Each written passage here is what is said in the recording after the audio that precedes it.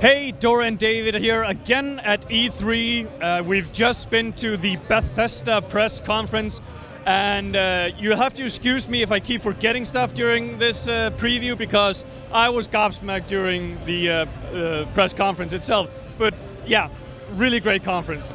Yeah, so many announcements is difficult to take into account, but yeah, great. The feeling when you got out of it, it was really great. Like, great stuff shown, stuff for the fans, and the pace of the conference itself and the presentation was really great. Yeah, and of course they kicked it off with a bang, announcing Quake Champions from id Software coming to PC. Don't think they mentioned consoles at all.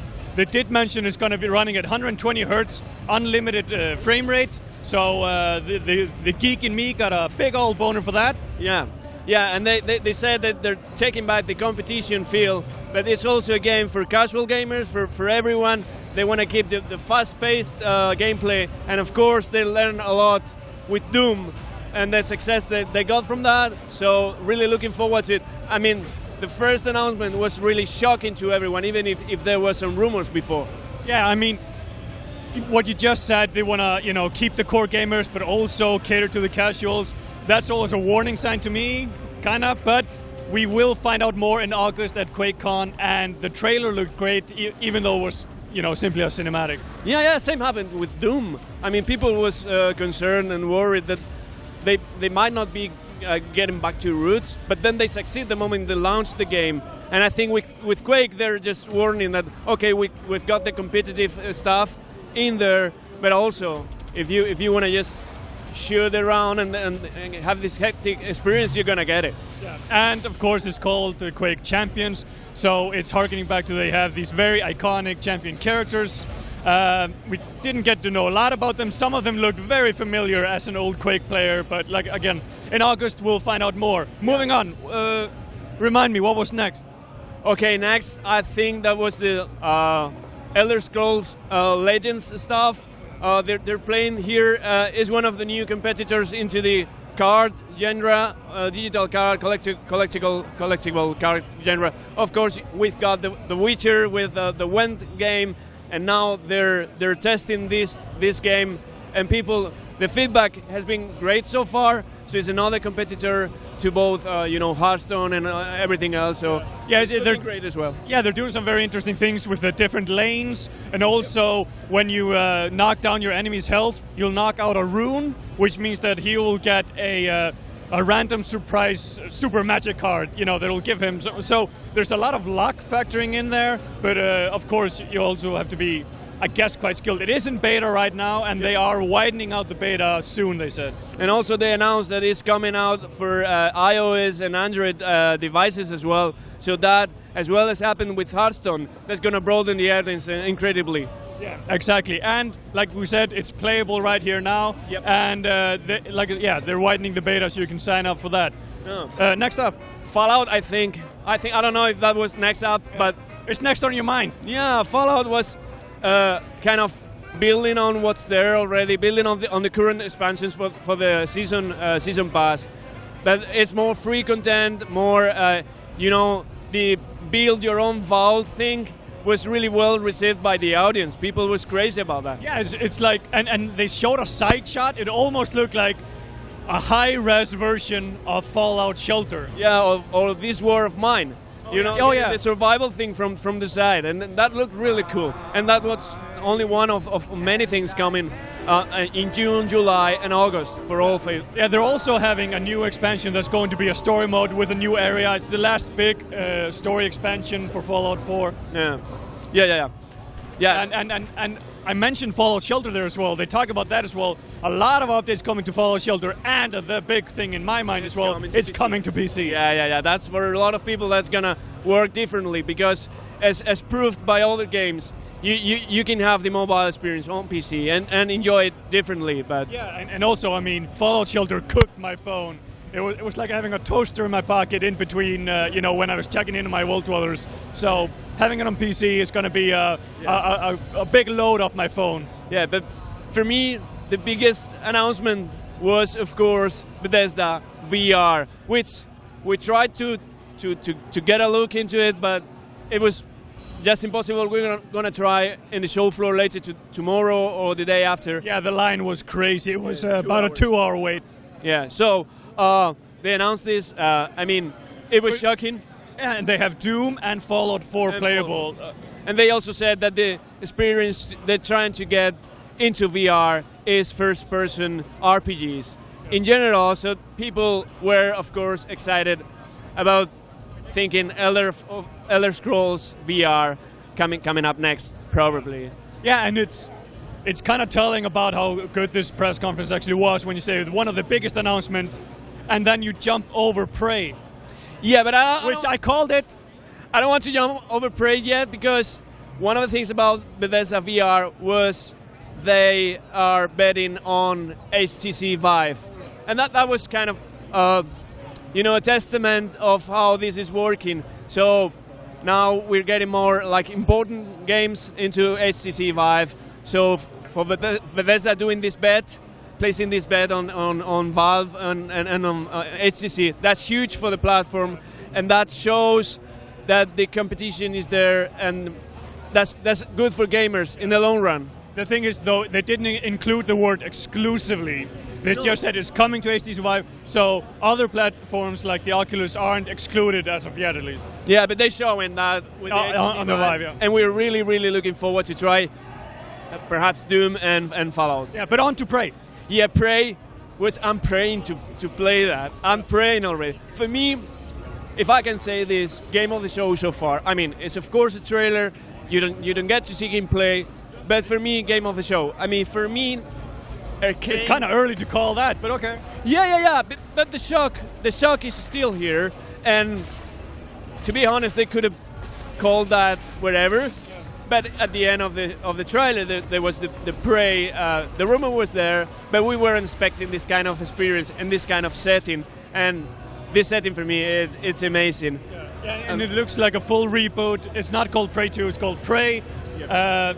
Everything that we saw from Prey 2 back in the day, none of what we saw here looked anything like that, so it looks like a full reboot. Of course not, and they're introducing the Arcane trademark style and the horror, psychological. It reminds me of Ray Bradbury and all these science fiction creepy things, the time twisting or the mind twisting stuff up there. That for me, that's super interesting.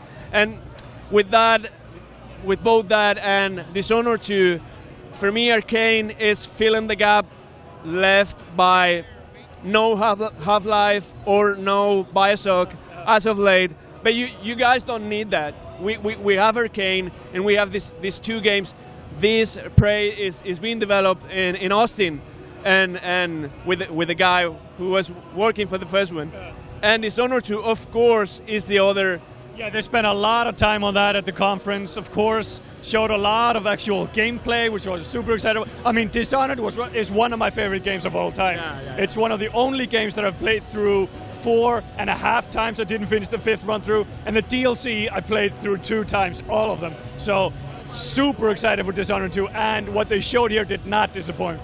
Yeah, perhaps I was too excited when I said that Prey was game of the show. Oh, for me, perhaps it's announcement of the show so far, and the game of the show so far goes to Dishonored 2, of course.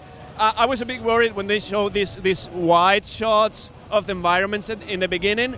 I was worried that they were going to delay the game, but then that was just they were kicking off all the gameplay presentation, the story presentation, and the new mechanics are crazy. The things you can do with Emily. I mean, the killing when you grab a guy with your power and with a shadow kill, that was super nice. Also, the domino effect. I can see a lot of people exploiting that. I mean, I'm looking forward to see, because I mean, Dishonored has had a big scene on YouTube with people running through it. It's like a work of art watching it, and working with these new powers is going to be amazing. Yeah. And 2 mechanics I really loved. One of them was the random stuff happening on the environment that could change. That the game was open already, the first one, and you could tackle every mission whatever you wanted to. But this random stuff, the weather and the wind and the windmills, and that's going to change on the fly. Yeah, and also seeing enemies actually climbing around properly now, it's going to be a game changer, and I'm looking forward to seeing more from that. Yeah, and the other one was, of course, the time mechanic. I can compare that to one mechanic found in Zelda, Skyward Sword, in which you had both the past and the future in the same environment, but you have like a looking glass into the future, and in this case, into the past. And in this game, you can switch between both to traverse the environment and do things with people. That's and use it for stealth, so you can actually walk around in the future, look into the past, see where the guards are, jump over and kill them and back. Yeah. I don't think if we're missing anything else besides this, I think that there was a lot of Elder Scrolls Online. Yeah. They announced next week you're going to get the Dark Brotherhood on consoles, and more stuff coming to the PC version soon. Didn't really expand on that. Yeah, and 7 million's growing community, which is surprising some years after the launch. And I mean, for them, it's great. Big announcement, one Tamriel. They're removing the limit cap on all content. So basically, after you finish the tutorial, you can go wherever you want, quest with anyone you want, do whatever you want. And I don't think that's been done before. That was really well received between the audience. That was one of the greatest announcements for the fans of Elder Scrolls Online, of course. Yeah, and another thing that got a huge reception from the fans in the audience was, of course, the official announcement of the remaster of Skyrim coming to the new console. It's kind of crazy with the remasters, the expectation they got. Same happened with Modern Warfare as well. But this is like a new generation, if I may say, of remasters. It's not just the HD port we were used to at the beginning of the generation. This is new shaders, new models, new textures. From the ground up, there's people working on that, and the results, as we witnessed, both on PS4 and Xbox One, are really great. Yeah. I know that Rasmus back home in Denmark is really hoping for new voice actors, although they didn't talk about that in the trailer. But yeah, Skyrim, coming to the new console. And hopefully with all the DLC content included, and also mods. Yeah, they're doing the same as they did with Fallout 4. Mods from the PC, presumably, coming over to the consoles as well. Yeah, Bethesda being pioneers with this whole mod stuff coming from the PC community to the console community, and that's great in my opinion. And then, of course, after the conference, we went over to the hangar behind us. Huge show floor for Bethesda, actually, looking really nice. And right now, you can probably hear it. Blink 182 is playing. My voice is going because I've been shouting along. I think actually we should wrap this up. It's been quite long. Yeah. We have interviews coming up on all these games later on in the week, so they'll be coming up on the site soon. Pete Hines and executives, we're going to have them on camera, of course. Yeah.